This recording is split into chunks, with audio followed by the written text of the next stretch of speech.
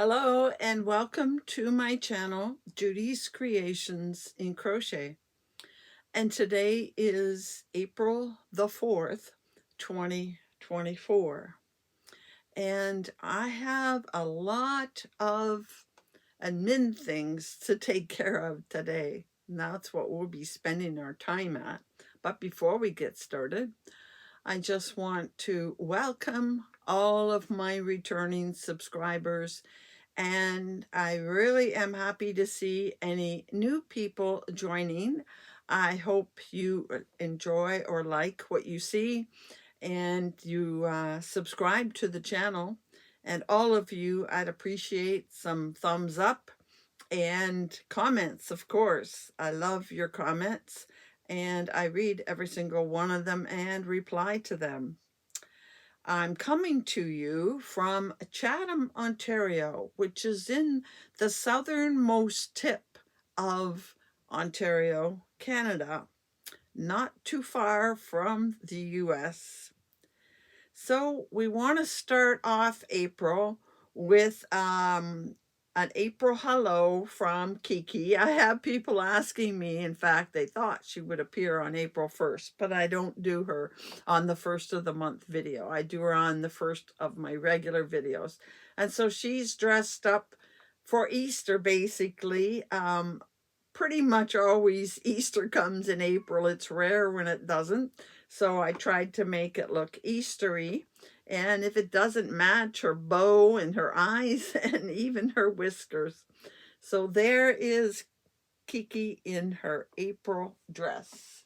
And we'll just put her up here for the moment out of the way. I have so many things sitting here. And I had to make lots of notes because I have so many things to talk to you about. Um, First, I didn't bring the yarn with me, did I? Darn it all. I had wanted to, yeah, it's upstairs. I remember I took it up to cake it.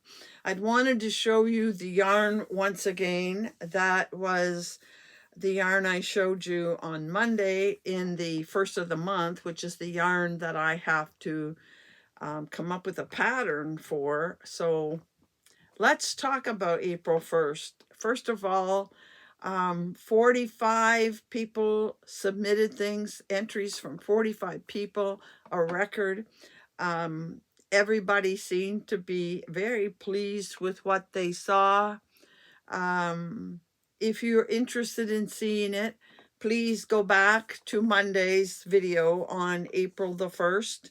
It's just a must-see with all of those entries. And if you missed it, that's where the bird is shown and I show you the yarn. And if I don't come up with something by next week, I'll show you the yarn again. It's beautiful yarn. There's lots of things I could do with it, but the thing that holds it back is that it is tweed. Tweed has to be in just the right pattern. But anyway, that's April the 1st, Monday's beginning of the month video. Last week, I did a bead video, and I also asked if you were interested in seeing a video tutorial on charts. Now, I am surprised at how many of you told me that you do use charts. But a number of you said you would be very interested in seeing a tutorial on charts. Some said they knew but would be happy to see another tutorial to help them further.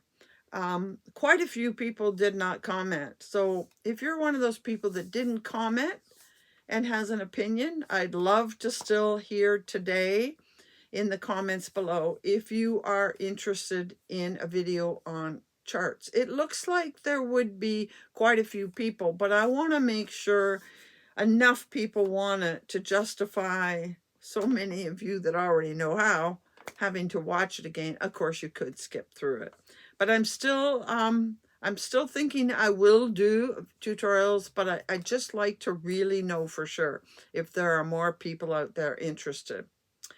And the other thing that bothered me, I was correct in telling you that because I taped the two inserts, particularly the bead tutorial, because I taped it incorrectly, you got a narrow picture and it didn't hit the tops. And although in the original video I could see everything, I could see when I put it into my regular video, it chopped the top off. So I just wanted to show you this again. This is the container. I have several colors, but this is the actual bead I am using for the shawl I was working on, and you'll hear more about that later. So it chopped it all off and you could only see about that much. So I wanted to be sure you could see the container.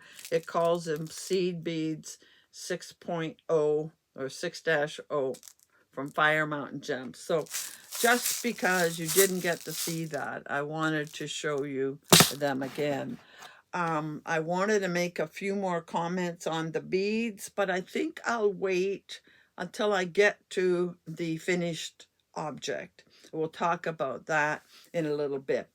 What I am wearing, well, I was wearing a shawl until it got a bit warm. I may be putting it back on, but what I had planned was a change from the usual. It's been a while since I showed you some of my own jewelry. So I am wearing a handmade glass necklace and earrings. They are dichroic and they have a metallic in them that actually shimmers. And it looks like yellow, and then when you put something behind it, it looks like blue. So these are, I used to show my jewelry more often, but I haven't worn it in a while. So I thought I'd do that for a change this week. Next, finished objects. Well, I'm going to show you one to get started. And I finished another diamond painting. And I got it mainly because it reminded me of those parrots in last month, and I wanted to get busy at it and do it while we were still looking at parrots. And I'm going to hang it up there for a while. I don't know any other way. And it's nice and bright and colorful like the birds we're looking at this year. And I believe we're going to see parrots again at some point. So I'm just going to hang that back up there,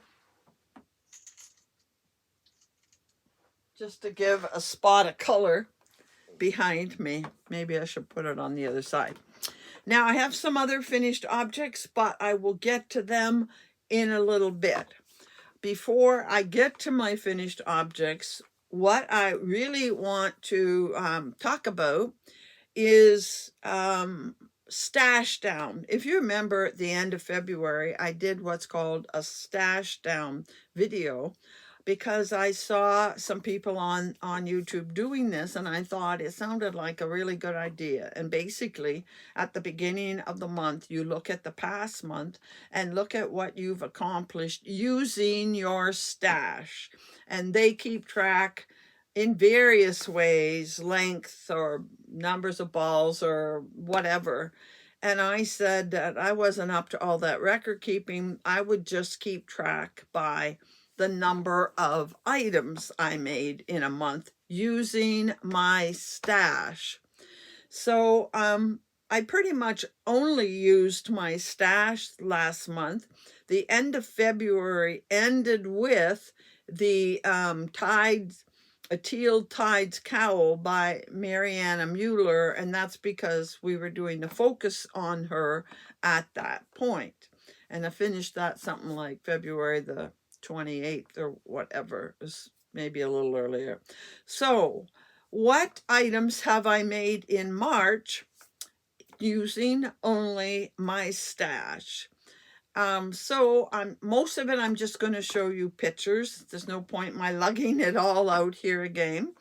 But the first thing I finished in March, on March the 4th, was a bandana cowl hoodie. And of course, I'm going to put a picture up here. And I can't remember what yarn I used for that particular one. Then moving on, March the 11th, I finished the Peephole Shawl by Fiber Spider. It used, I'll have a few pictures here. It used the Karen Blossom cake. I only used one cake and I still have one left over.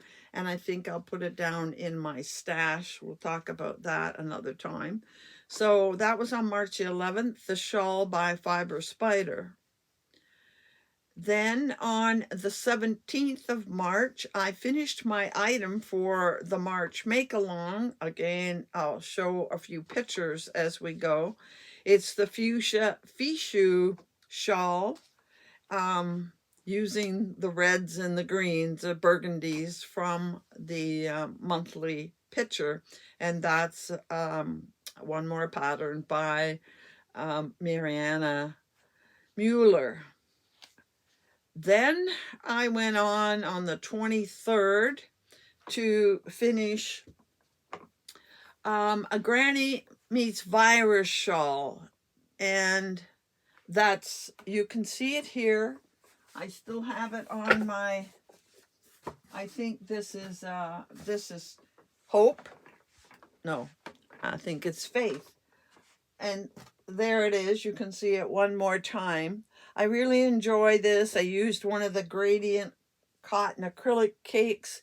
I finished it on the 23rd of March, according to my notes. And yes, I'm quite happy with it. And I enjoyed it so much that I immediately started another one. And so that brings us to my first FO for the week. I finished this on March the 30th, so it gets into my stash down group. Oh dear, I'm running over my shawl. Don't need that to happen.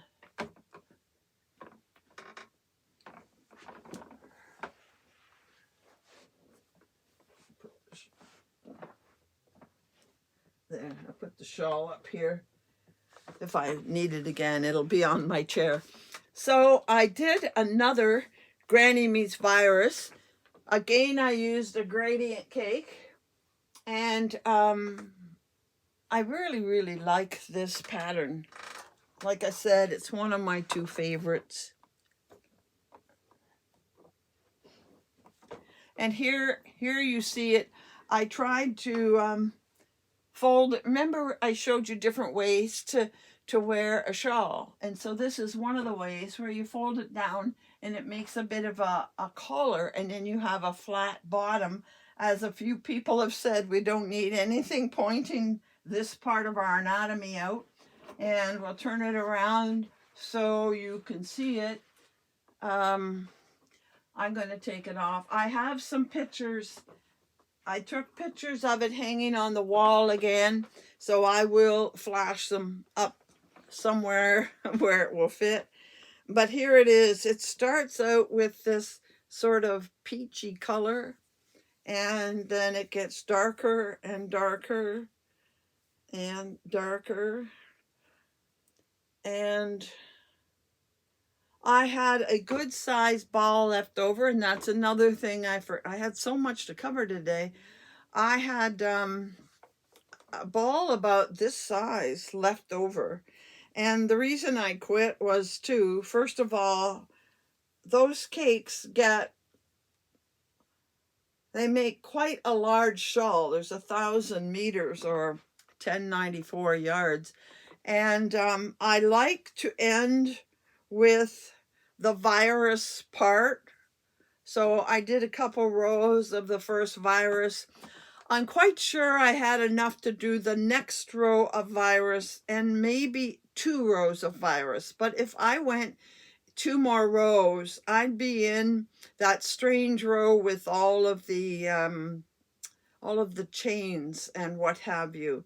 And I didn't want to end with that chain row. I wanted to end it on what I considered to be the 3rd row. And I would have had enough for the 4th row and then the 1st row starting again. Didn't want that. Those that have made this know what I'm talking about. So anyway, I thought it was plenty large enough.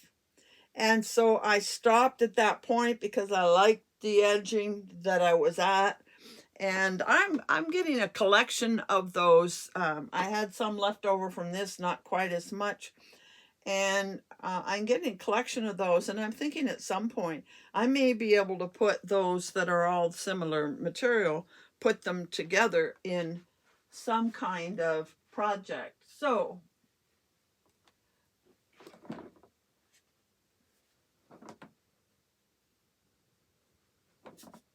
there we go.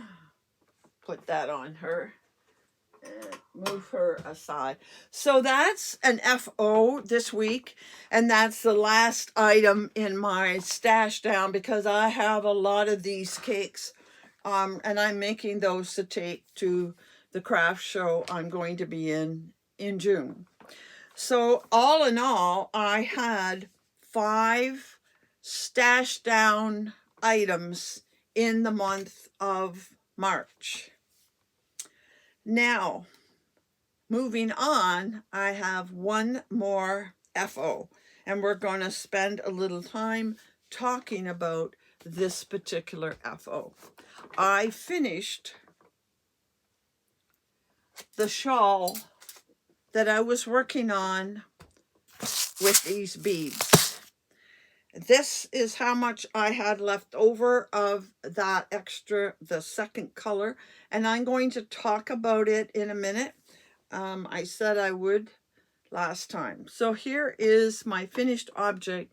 Unfortunately, it did not meet the March deadline because I finished it, I think, around supper on April the 1st. So here is the finished object.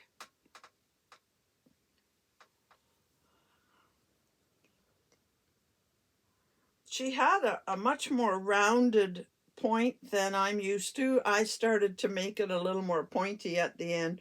I have not blocked this yet, and I'm sure when I block it, I can stretch out some of these things, and I will block it this week. I didn't have time to before today, but I will block it, and then I'll show you at least some pictures, if not the actual item.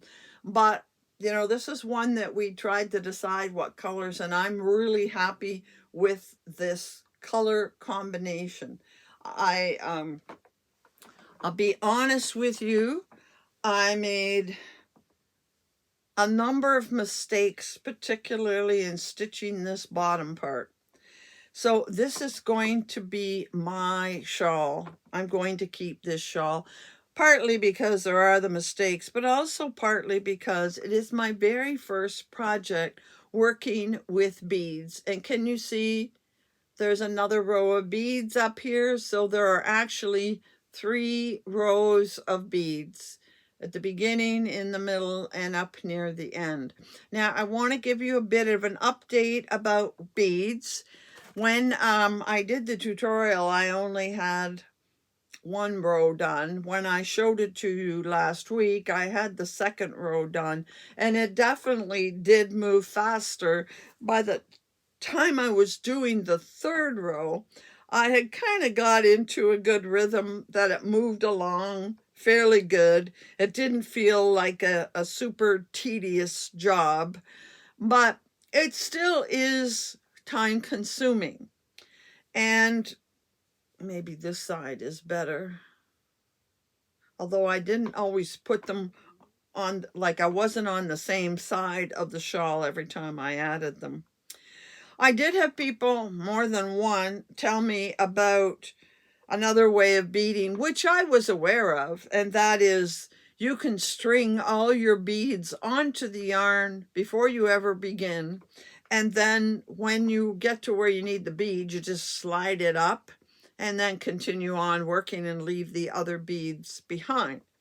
Now, I was told that it would be easier, but the reason I did this is because I had heard a few people say that this was the easier method. I did see a couple of tutorials on doing this, and I thought to myself, like, I didn't know exactly how many beads I was going to use. She gives you the option for using it for, I don't know, I think it's 4 rows or 8 rows, and I didn't do either of what she suggested. So I didn't know how many beads I would need, so how many you would have to string on. I've seen patterns where they say you need 358 beads. Well, you have to string on all 358 of those beads. You have to count them.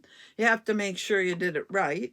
And then you have picture 358 beads or whatever number it is on a length of yarn, and so they're on this long length of yarn. You're stitching out here and your yarn is coming from here. Now 358 is probably, the majority of what's there. You're going to have a really long string of yarn with beads on it, hanging down, weighing it down, that you're pulling your yarn through. Honestly, and I learned this with my cross stitch, you are putting friction on your yarn. You're wearing your yarn. I could imagine how heavy that would be while you're pulling your yarn to do your work. And then I had one viewer tell me they had used that method and they miscounted and they were short. Then what are you going to do? She said you have to frog the whole thing to put more beads on it. Well, you know what I'd be saying to myself? I'd be saying I could make an end here and start again. I mean, so I lose this much yarn because of 2 ends and go from there, would be my thinking. I wouldn't be tearing out this huge part that she'd already done because she was short beads. I mean, I only would have to string them on the blue, and I didn't use that many, but anyway, I really, really want to do a fair comparison. So at some point, I'm going to find a pattern I like. I think I have a pattern that only uses beads along the edge. I think it's in the last row of lace or something like that. Or maybe it's a side row with beads, and it doesn't take a lot of beads. And I will try the stringing method to do a fair comparison at some point for you. I don't know when that'll be. I'm not in a rush to do more beads. But anyway, I'm glad I did it. I am happy, really happy with the color. It's not as big as most shawls, but that's because I really only wanted it to be long enough to give me a decent tail, because I was ready to stop sooner. But I said, no, I want a little more tail to come around, and I will wear it around the neck. Now, I'm quite sure this is merino and no, it's not merino. Cremesock, I think, has cotton in it. Merino cotton, maybe. And this is merino nylon, the blue. So I'm sure it's going to stretch out when I block it, and I'll be doing that maybe tomorrow. I'll put it on the block. But I wanted you to see it finished because it is a finished object this week. And I wanted to talk about the beads. And the other thing I wanted to do was talk about the yarn. Now, this part had very little yarn, a teeny little ball left over. But this one I did not use. I did not make it as big as she said, and it wasn't going to take it all anyway. I weighed this, and I have 30 grams. And it has 400 and some in it. So I have probably about 100 and maybe 130 yards. It's a decent amount that I can put with something else. The Cremesock is EFA, and I will probably do a review of it in the future sometime. I'm going to try and use more Cremesock for something else. But I did want to do what you might call a bit of a review on this, because, I'm always buying yarn from Canadian dyers to let you know about the Canadian dyers. And it's nice. I show you the yarn, I tell you how it feels, talk about my experience with the company, and that's it. But what do you know really about the yarn? You don't know much about the yarn until you have used it. Now, the one thing I have noticed about it is that it is a substantial, plump yarn. I've mentioned that before. I have a full, this is from Arcane Fibers, and he's in Alberta, Calgary, I think, Alberta. And this is another skein of his. And when I got it, I told you all the Canadian dyers that I bought from, and in the list, and that's I'm thinking last August, in the list, when I listed them all in the description box, I starred the ones that were my favorites. And I said that this was probably number 2. And the reason is number 2 is because I love Ravenswood. I haven't found a reason to not like them yet. And this one was close to being on a par with Ravenswood, and it feels softer than quite a few merino nylon blends. And that's why I rated them high, but I haven't used it yet. So now I have used it. And I want to make a couple of further comments about it. This is soft. It is a pleasure to work with. When you're done, you do have a nice cushy material. Now there are beads in it, so that does affect it a little bit. You can feel the beads a bit. I really enjoyed working with it, and I'm thinking maybe, I don't know if they exactly match.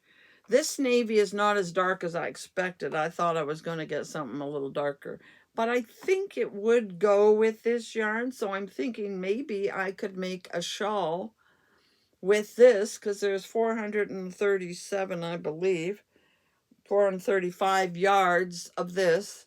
And I have another 130, so I have 560. If there's some lace work in it, if there's some open work, it'll make a shawl. If not, it can make one this size that goes around my neck.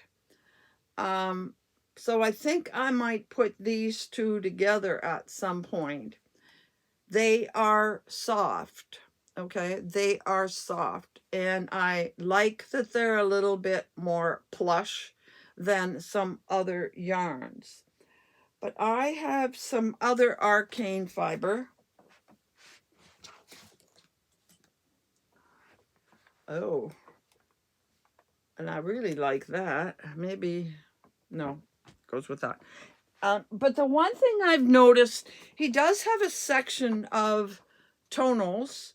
It's limited in the colors, but he does have a section of tonals, which I am going to get more of. But a lot of his yarn is what I consider to be busy. It's variegated. I don't know how busy they're going to look when I stitch them up. So I think I'm going to, there's another one. I like the look of that. So I think I'm going to have to work up one of these into something, probably a shawl. Maybe I'll do a one skein by CJ Brady with one of these, because I do like the colors, and just see how busy they are. Because that's the one thing I have just recently learned about myself, is I don't like yarns that are heavily variegated, heavily busy. So I don't mind this. This to me is not as busy. I like a speckled. I definitely like tonals. So I'm going to have to use a little more of his to come up with my final decision about it. But I have to tell you, the yarn is yummy. The yarn feels great. It feels about as great as Ravenswood. And so I am looking forward to using them. I will do some one skein wonders, I call them, and just see what they're like. So They're still number 2 on my list, but we'll see how that goes. But I did want to tell you, it's nice to show you the yarn and say this looks nice, this feels nice, but how does it work up? And I'm going to start doing a little more of that using different yarns from different companies and tell you what I think of them to work with them. Okay, so that's what I have to say about my shawl. That gets us caught up on my stash down. By the way, this would not make the stash down. Well, maybe half and half, because this came from my stash, but I did order this color since the new year. So it's kind of a half stash down for April. So that puts these out of the way. We've done the stash down. We've done my finished objects. So just give me a second here. The next thing I have on my list is something I've been putting off for a while. Let me give you a touch bit of background. I'm sure I'm like many other YouTube creators out there. There are companies, I don't know if they're just starting up or what the deal is. They're mostly from China. And they contact you and ask if you would try some of their product. And all they ask is that you do an unboxing type thing and show their product on your channel. In other words, they're trying to get exposure. And I have always said no thank you, no thank you, no thank you. Mostly because they are, well, some of them had nothing, absolutely nothing to do with yarn or crochet. Most of them don't. They aren't selling wool. A lot of them that do contact, at least me, have been craft related. But like I said, if they weren't crochet related, I really didn't want to be talking about it. I'm a crochet channel. But you've been here a while. You know my other love is cross stitch. I owned a cross stitch business. I started cross stitching in 79. I opened my store in 97. I love the symmetry of that. I'm a numbers person. I have cross stitched for, well, from 79 to about 2015 is when I got switched back to crochet. So how long is that? That's 20, 35 years. And I still love crochet, cross stitch. I just, because I'm crocheting so much and have so much yarn, I've got caught up in that and I don't have a lot of time to cross stitch. And I meant to bring you the update, but we'll wait till June to update on my progress on my cross stitch. So when they were a cross stitch company that approached me, I said, okay, I like cross stitch. People know I'm a cross stitcher, so I'm not going too far out in left field by showing a little cross stitch. Now they give you an amount that you can spend within, and I have to tell you that the price of their kits is really, really reasonable. They have a large selection, but they are all kits and they are almost all stamped cross stitch. Now, I'll be the first one to tell you that I am a cross stitch snob. I'm not a yarn snob, but I'm a cross stitch snob. I believe in using the finest fabrics, hand-dyed fabrics where I can. I believe in buying a pattern I love and having the fabric and the floss and stitching from a chart. And I meant to bring a chart to show you for a comparison. Dare I stop this, go get it, and come back? Yes. Okay, I'm back again, and we're going to try again. So, I'm used to what's called counted cross stitch. So you have a chart, and you count your stitches. I'll talk a little bit more about that in a minute. I also believe in using what I consider the best quality floss on the market, and that is put out by DMC. I'm sure you've heard of DMC at some point. They create floss in France, and I have never yet to this date ever had a color run. I think it is possible the red might run. Red is a very difficult color to dye in any medium, and there is a chance. But anyhow, so first of all, the fact that these are stamped, to me, is not the kind of cross stitch I would do. And when I think of stamped, I remember my mother back in the day when I was young having a pattern that she actually ironed on to, in our case, the pillowcases, and it had the pattern that became stamped on your fabric, whatever you were doing it on, and then you cross stitch from there. So anyway, I'm going to show you these kits. They are not kits I would use. They do not measure up to my standard, but I have not used a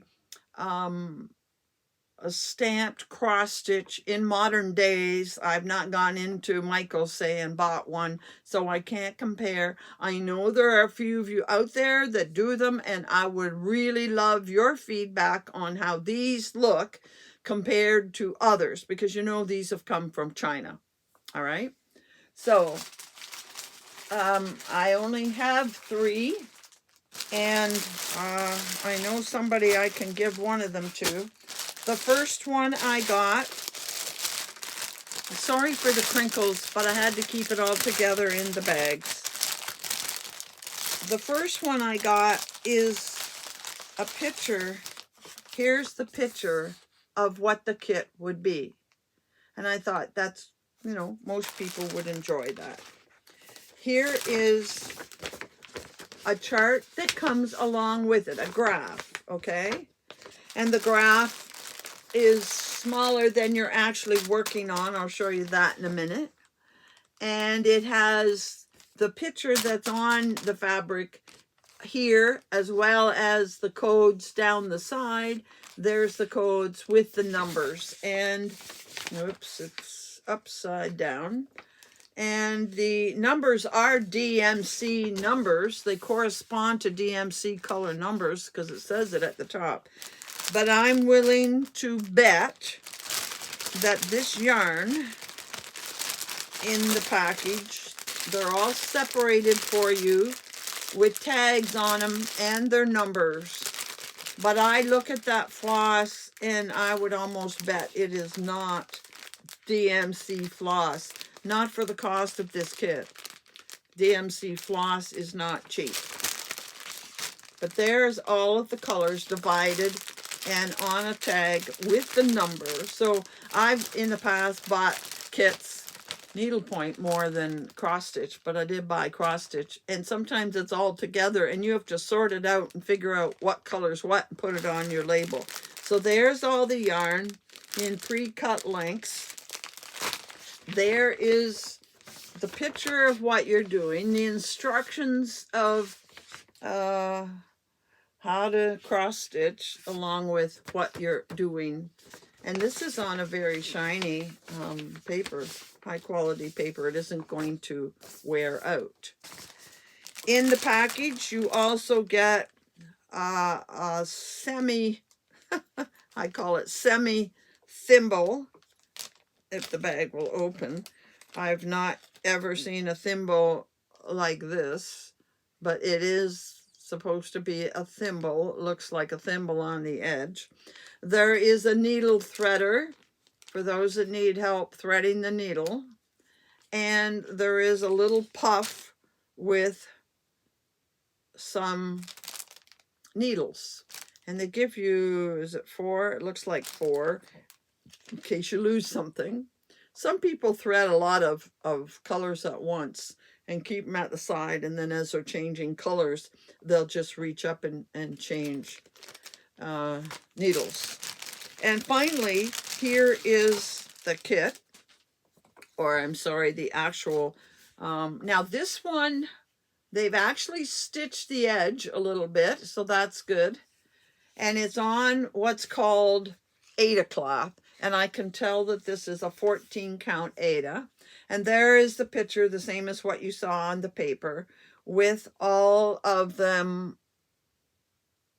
You see the different codes, the different symbols, and all of the symbols are right here beside where you are working.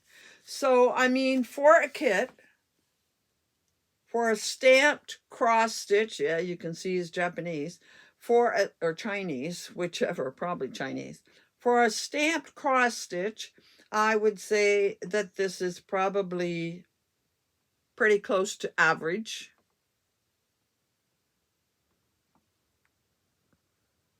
And you can see it fairly clearly, and the fabric is sturdy. So you get everything you need. My only concern would be the thread, how, you know, how color fast is it? So I'm going to put it back in there. I didn't talk about the labeling at the side. I'll talk about that in a minute. Now I have a second one, and I did not realize when I was picking it out that this one was smaller. I don't mean the picture is smaller. I mean it is a pattern done on 18 count Aida. 18 count is finer because 18 count means there are 18 squares in the inch, where 14 count means 14 squares in the inch. So when you got 18, you got more squares, and therefore you've got smaller squares. Now this one is, can you see it?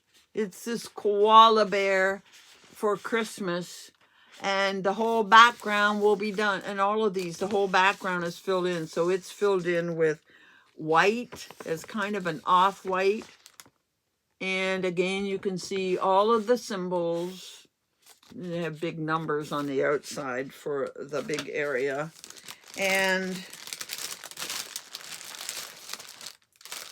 again, you get your instructions and so on. Here is the actual stamped surface. And I have to tell you, oops, upside down. I have to tell you, I have pretty good eyes without my glasses. I have like 20/20 vision here, more than that probably. And there, it's a little bit difficult to see the squares. But I mean, it could be done. I'm not, and again, you get the same things in the package. I won't open that again. And here is the thread. This time they have one of those long ones with the holes in it and the threads from it. But there's so much white, they sent you the entire skein. And I never had a skein from DMC that was twisted like yarn. Okay? No, it's just a complete oval. So it's not DMC, but there's all the colors that are in it, and everything is included. And like I said, the prices were really quite reasonable. I think this one was under $10, like maybe $7.99. The other one was around that, maybe $9.99. And I got a third one, and I particularly wanted this one because it was not, sorry about the crinkle, I'll close it and get it out of here. I got this third one because it was not a stamped cross stitch. It was a cross stitch with a pattern, the way I'm used to working with it. So I'll show you the parts, and then I'll do a little bit of a commentary. First of all, this is the picture, and I like doing these lovely ladies. That's the picture, and there was a set of them in different colors. Like there was, I think, a blue one, a teal one, a pink one, purple one. I'm not really sure which colors now, but I picked, I don't know, I guess I liked her dress the best. And like the other ones, it has all of the yarn. And it comes with this. This looks like the insert to a ballpoint pen with a protector on the end. And I don't know, are you supposed to use that to mark off your pattern? I wouldn't be using that. I'd be using a pencil if it were me. But you can see they've got all of the holes, and they've got the colors in them. See, they're attached and labeled with colored numbers. So there's all the thread, much like before. It's already sorted for you.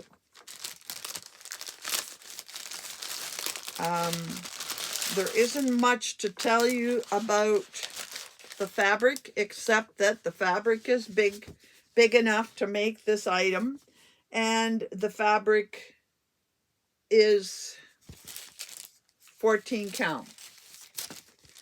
And it comes with your instructions again on how to read a pattern, I guess. I don't know about that pen, but anyhow. Oh, there's 2 of them. There are 2 refills. That's what I call them. Ballpoint pen refills. All right. Here is where my problem comes into play. First of all, if I bought this and was going to do it, and I would know this with any kit, any normal kit here in Canada, I generally would buy it knowing there was Aida, and I would toss the Aida and buy a nice, get a nicer fabric. But here's the thing that bothers me about the pattern. Okay, the pattern has color coding. There's the key over there, which is great. The color coding is good. Now, I don't know how much some of you out there know about cross stitch. If you've ever done a cross stitch kit like this, stamped. Stamped is fine the way it is, because it's stamped on the fabric with extra around it. Not a lot of extra. Typically, you should have 3 extra inches on each side, so you have enough to wrap it around something to mount it and frame it. I did not check the measurements of this particular fabric. I'm sure it's bigger than the pattern, the picture itself. But this is what I noticed right away. They started count 2 things I noticed. First of all, in cross stitch, you always get what looks like a graph, and it's marked by 10. So there's usually 10 lines and then a heavy 10, and then 10 more lines and heavy a mark going each way. This has no lines in the squares. So you have to kind of figure out how many stitches, how many spaces you're jumping and moving, because there are no lines to accurately know how many squares. You're just having to figure it out because of what's next to you. That bothered me major. I didn't notice it right off the bat. You have to look close to notice, and I'll show you a pattern I have. Second of all, they count from the corner out. So I know that because it's 160, actually, the picture is done back here at about 140. So this is about 10 inches wide. 140 is 10 inches by whatever the length is, which is 330. So it's more than 20 inches long. Any cross stitch picture I've ever had, because how do you know where to start this? Those that have done it before, if you buy stamp, you're doing it right where it is on the fabric. But if you're doing it from a graph, you have to know where to start. Well, on a normal cross stitch pattern, and I brought mine down, see how there are squares? See all the lines and then the heavy lines for every 10? So you can tell how many stitches you have. I look right at this part right here, and I see 2 stitches, down 1 from the next row. The other thing is they count the pattern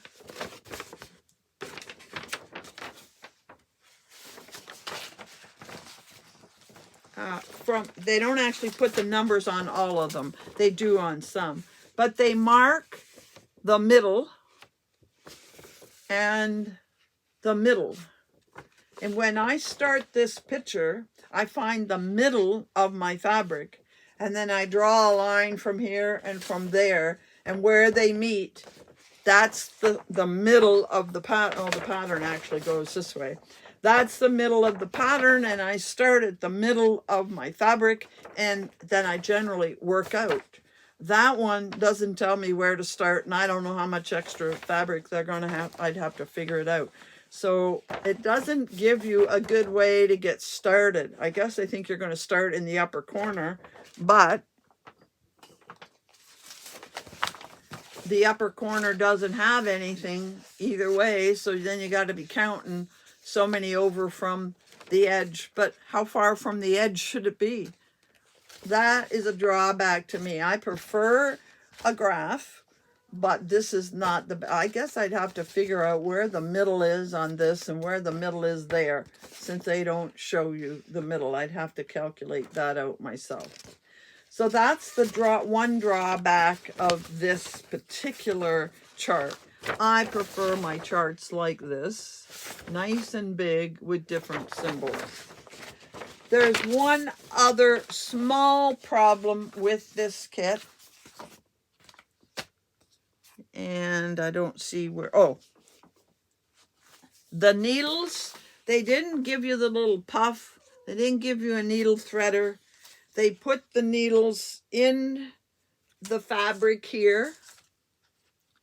And when you're doing cross stitch, you use what's called tapestry needles. They are blunt end. These are embroidery needles. They're sharp. The points are sharp. So they didn't give you the right needles for this either. So I suppose if you like stamped cross stitch, their kits are fairly good. I don't know the quality of the thread, haven't used it. So I don't know if it frays or comes apart properly or what it does. This company is called VIP Cross Stitch. I will put the link to them in the description box below. I am happy to give these to somebody. Yeah, and I've done what I had to do, and that was to tell you about them. I think if you compare them to what's on the market, say if you bought something at Amazon or at Michael's, that the stamped cross stitches is somewhat comparable. I know there's some of you out there that do it, so please tell me. But as for the actual counted cross stitch, it doesn't quite measure up to what I think a quality counted cross stitch should be. And that's my take on it. But they're very reasonable. All three of them only totaled up to something like $28 American, I think. So obviously quite reasonable. All right, I'm leaving that aside and moving on. Enough about cross stitch. As you know, I've not been buying a lot of yarn, so I don't have a lot of yarn acquisitions, but I did come across a company I was not aware of, and I thought I want to give them a try. Actually, the reason I came across them is because I was looking for some Barocco. I hear a lot of people talk about Barocco. I don't know that I've ever had any Barocco. Maybe I have had some along the line, but I don't remember. But they were particularly talking about the Barocco vintage, how good it is. I think it was Bonnie Barker at Bonnie Bay. She's talking about it's one of her favorite yarns. And I, of course, have avoided it because it's almost all worsted and they do have a DK. Well, she says they now have this yarn that she thinks very highly of in the fingering weight. So I went looking for Barocco in the fingering weight, wanting to give it a try. It's supposed to be very high quality, and it is not a luxury yarn hand dyed. It was just, you know, a plain basic yarn, and I wanted to give it a try. Well, one of the places in Canada that said they had it was a company that I'd never, I think it's a yarn shop in Ottawa, I had never heard of. So, Canadians, have a look at this. It's Woolly Time. Woolly Time, they say Canada's largest yarn shop. If they're the largest, I had never heard of them, so I'm not too sure where they've been. But anyway, they carry yarns from many, many other companies, and I went to the Berroco because that's what I wanted. Didn't want to get sidetracked. I wanted some Berroco. And they had some Berroco. I even think they had some vintage, but not what I was looking for. I wanted fingering weight. I did not want worsted for sure. I don't think they had DK either. Maybe, I don't remember. It's been a little while since I got this. But I just really don't enjoy working with the heavier weights. I have some. When I make the shawls, I often use the DK weight, but I'm just not into heavier weights. I've gotten used to the finer weights. So they didn't have what I want. So I thought, okay, I'm going to look around to see what other fingering weights they have. So one of the ones I made a small order, and one of the ones I found, and I have seen this brand before, Queensland Collection. I know I've seen Gary with something from Queensland, and somebody else, maybe Crystal, I'm not sure. But anyway, this is the base called Perth, and it's Australian Superwash Wool Blend. It is 100 grams, so it has 400 meters, 437 yards. It's 80% superwash wool and 20% nylon. So, you know, I could make use of it. Color is Pink Lake. And this is what it looked like. And I do like a pink-brown blend. So I thought, well, I can make one of my one skein scarves with 400 meters. I'll give it a try. It feels nice, not as nice as some of my other yarns, but it feels okay. That's that. Then I got this, Lang yarns. I think I've got the other one's Lang too. I just got one ball of this to try it. This is the base or group called Paradise, and it is 100 grams, 310 meters. Oh, 310 meters. Scarf, I guess, is all I'll be able to make with it. And what do you got in you? Oh, here it is. It's 78% cotton and 22% viscose, and this is what it looks like. See if I can hold it in such a way to see. There's a little bit of shimmery in it. Not solid, but there is shimmery every so little bit. There's shimmery up there. So I'm wondering if I should maybe order me a second or maybe even two more. I think I was trying to watch the price. One or two more of these to make something of substance. Supposedly it is a fingering weight. It's a little heavier than some fingering weights, but it's pretty. I like the look of it. It feels okay. It doesn't feel super soft, but it feels fine. But 300 yards, I don't know what I'm going to make. And then I got this, and I got 4 of these. And the reason I got 4, well, first of all, you can see I love the colors. And this has, I believe, only 150, it's 50 grams, 150 meters. So I knew there wasn't a whole lot I could make with one of them. So I ordered 4. I have 600 meters, which is about 650, 60 yards. And I thought that I could maybe at least make a small shawl, a shawlette. I might be able to make a sizable one depending on the pattern and stitches. So I did get, you know, they aren't all wound the same, but I did get 4 of them, being that I like the color. Let's see, maybe I can tell you something about these. Perth, that one was, this one was $17.99. Paradise, that's why I only ordered one of it, $24.99. And I don't know that I want to order 2 more to make a shawl, so I'm going to have to make something out of this and maybe put it with something else. These were $14.99. Still a little bit much, but I can get something substantial out of it. And finally, the last one I ordered is also $14.99, and I might order more of this. I've seen people with this Estelle sock twins. Supposedly you can stitch with the first half, stop, and start with the second half and get 2 identical socks. Now, you know, I'm not going to be making socks. This has 400 meters, so it would make a 1 skein scarf. It is 75% superwash merino, 25% nylon, but I have to tell you, it definitely feels like wool.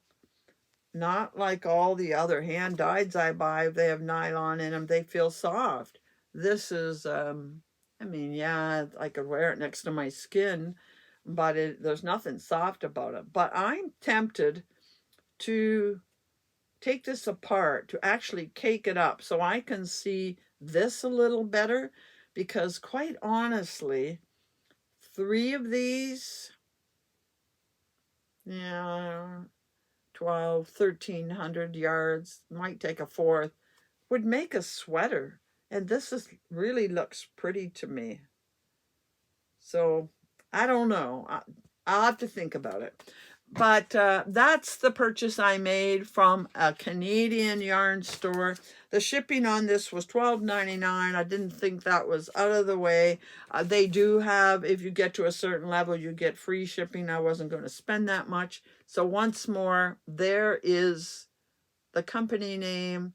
I will link the actual store in the description box below. But that was the one yarn acquisition I wanted to show you. And I have another yarn, but I think I'm going to leave it there for this week, because I have one other thing I really want to talk about. And that is, last week on my video, you heard me mention, oh, we made the 1,300 the day the video came out last week on Thursday. And of course it was Easter weekend, and I wanted to celebrate that in some way, and I didn't come prepared to do that last week. So I just decided we'll use last week's video, and I will do one of my random draws. And this week I want to announce that I have a little bit of, this is my mailing logo. I have a little bit of a mystery bag I have put together here for one lucky recipient. And that recipient, here it is up here, Yarn Motivated Joyce Swenson. So Joyce, you need to get in touch with me. I do not have your mailing address. You have won this mystery bag of yarn. They are a little bit hand-dyed and a little bit not. So if you send me your mailing address, email me, and I will get that in the mail to you as soon as I can. So I wanted to get that taken care of this week. And again, I'm just going to do this randomly whenever I feel like it, so we don't get the, you know, the scammers and all the other people that watch you once because you're having a giveaway. No, you're never going to know when I decide to do a giveaway and what that giveaway will be. So now let's talk about next week. I do have yarn acquisition, one yarn acquisition to talk about. I I want to do an update on my yarn subscription boxes. I do now have all of the March in, so I can talk about they're all sitting on the table behind this. I do want to talk about my yarn subscription boxes and what my plans are moving forward. I am on the automatic program with two of them. Two of them are automatic. The other one I have to do myself. I'm thinking this month I have another yarn I want to get from her, so I may order it instead of take the monthly, but I hate to give up on the monthly. So anyway, we're good.